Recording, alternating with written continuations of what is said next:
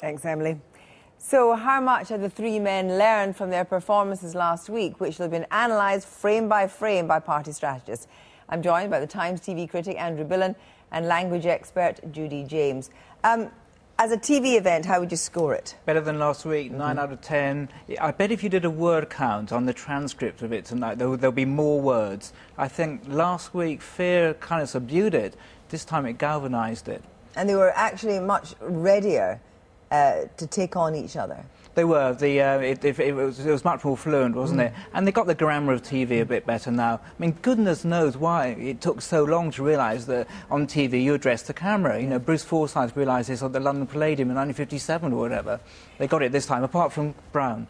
Yes, well, let's look at body language and how they actually address, because in fact, in a way, in a sense, because they had done a bit about their presentation, it mattered less and policy mattered more, would you say?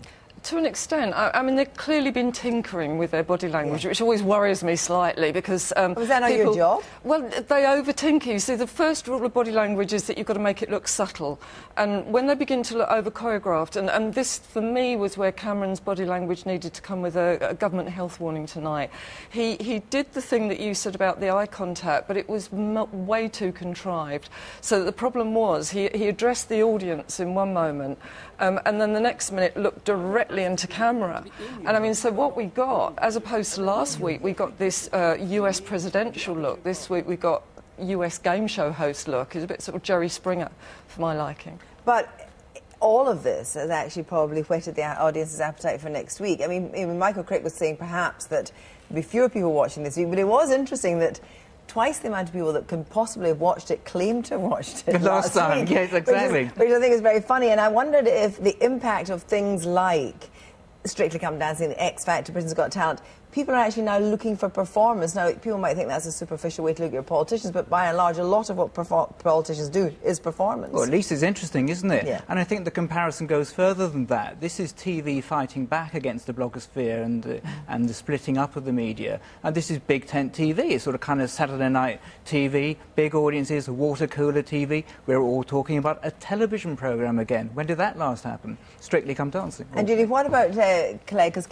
people say Clegg was the man to beat tonight. I actually didn't beat... I didn't rate Clegg that much last week, but he acquired charisma tonight. I think success suited him.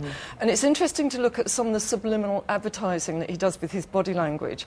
I mean, there was one particular moment when he started using it. It's a politician's device. It's called the measuring hands, which is where he defines the problem to the audience by doing this massaging and measuring hand. And then he followed it up with a Tony Blair classic of the gated hands.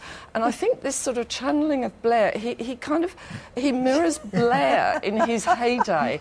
And I think it's a little bit like a Pavlovian response from the audience. I think, even though they don't realise it, they're quite keen for that sort of enthusiasm, that wave that Blair went in on. So just by using a few of Blair's techniques, he could almost get that response from the audience. And of course, Andrew, the expectation for next week will be phenomenal. We've had all these, we've already heard about some of the rules and rules breaking. 76 rules. What should happen next week? Well, I asked David Dimbleby, my job as an interviewer, who wants to do the third debate, who's going to be interested, and he said everyone, because they'll be desperate, and they will be. Well, thank you both very much indeed.